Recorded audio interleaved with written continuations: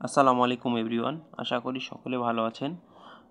তো গত কয়েকদিন ধরে আসলে বাংলাদেশ বিষয়গুলি আমি পড়ছি। কোচিংয়ে সাবজেক্টিভ পরীক্ষা আমি শুধু বাসাতেই পড়াশোনা করেছি, এখন শুধু পরীক্ষা দিচ্ছি সাবজেক্টিভ এবং মডেল টেস্ট, অর্থাৎ নিজেকে যাচাইয়ের জন্য জাস্ট পরীক্ষা দিচ্ছি। পরীক্ষা আসলে দেওয়া উচিত বলে আমি মনে করি।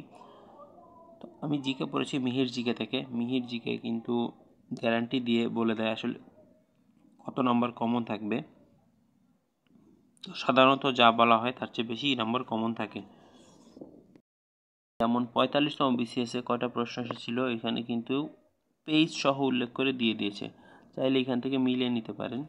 তো বোঝা যাচ্ছে যে বইটা মোটামুটি একটা অথেন্টিক বই।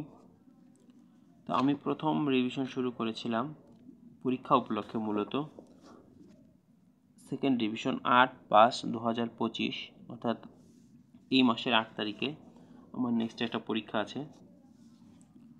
তো দেখুন এখানে মোটামুটি যেগুলো পড়েছি সেগুলোই বারবার রিভিশন করেছি, কারণ রিভিশনের কোনো বিকল্প নেই। আবার এমনও হয় যে একটা টপিক খুব ভালো করে পড়েছেন কিন্তু রিভিশন না করলে সেটা কিন্তু মনে রাখতে পারবেন না।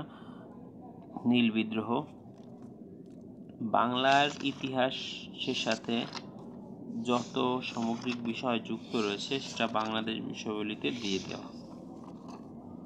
তো এখান থেকে পড়লে মোটামুটি বাংলার ইতিহাসটাও আপনারা জানতে পারবেন। দেখুন এই যে বাংলাদেশের ইতিহাস 47 থেকে 71, অর্থাৎ আমাদের যেই ইতিহাস সেই বিষয়ে বাংলাদেশ বিষয়গুলি কম বেশি পরিবর্তন হয়, কিন্তু বেসিক যে বিষয়গুলো ওগুলো তো থাকবেই।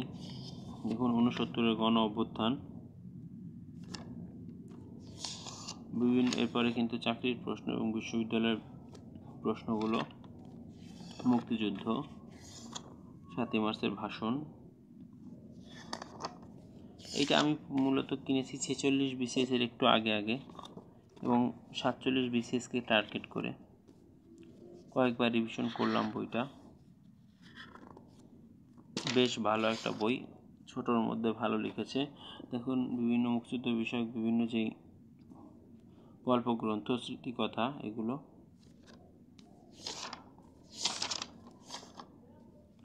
তো আমি কিন্তু ইতিমধ্যে চলে এসেছি। দেখুন যেই টপিকগুলো ইম্পর্টেন্ট সেটা আমি দাগিয়ে রেখেছি। বিভিন্ন প্রশাসনিক, আমি শেষ সময় কিন্তু শুধু দাগানোগুলোই পড়ব, অর্থাৎ দাগানোগুলো রিভিশন করব। এখানে একটা বিশেষ তথ্য, সেটা হচ্ছে ঢাকা প্রশাসনিক রাজধানী হয় কয়বার? 5 বার। এটা সংবিধানের 5 নম্বর অনুচ্ছেদ অনুযায়ী। তো এবার মনে রাখা একটা সহজ, যে ঢাকার রাজধানী 5 বার এবং অনুচ্ছেদ 5। তো প্রথমবার 1610, দ্বিতীয়বার 1660, 1905, 47 এবং 71, অর্থাৎ ঢাকা যে রাজধানী হয় 5 বার সেটা বলে দেওয়া আছে। পরে জনসংখ্যা আদমশুমারি, এখান থেকে কিন্তু প্রশ্ন এসে থাকে সাধারণত জনসংখ্যা আদমশুমারি উপজাতি, এখানে পরিবর্তন হওয়ার তেমন কোনো সুযোগই নাই। তো এখান থেকে প্রশ্ন এসে থাকে, মূলত এখানের প্রশ্ন বেশিরভাগই এসে থাকে এই উপজাতিদের অবস্থান, উপজাতিদের বিষয়।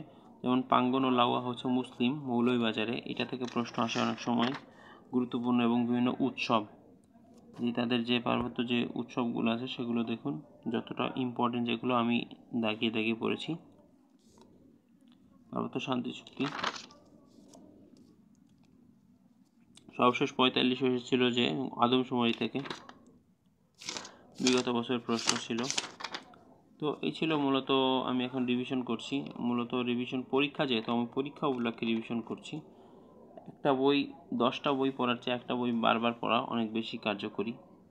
আমি 278 পেজ পর্যন্ত এসেছি, দেখুন এই পর্যন্ত এসেছি। হয়তো ইনশাল্লাহ কালকে একবার রিভিশন হয়ে যাবে, চেষ্টা করব কালকে আবার দ্বিতীয়বার রিভিশনের শুরু করার।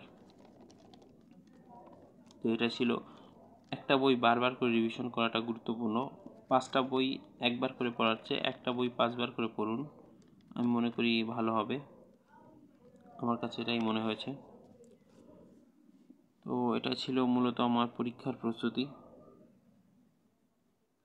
ইনশাল্লাহ চেষ্টা করব যে ভালো করে রিভিশন করে পরীক্ষাটা দেওয়ার। ধন্যবাদ। আসসালামু আলাইকুম।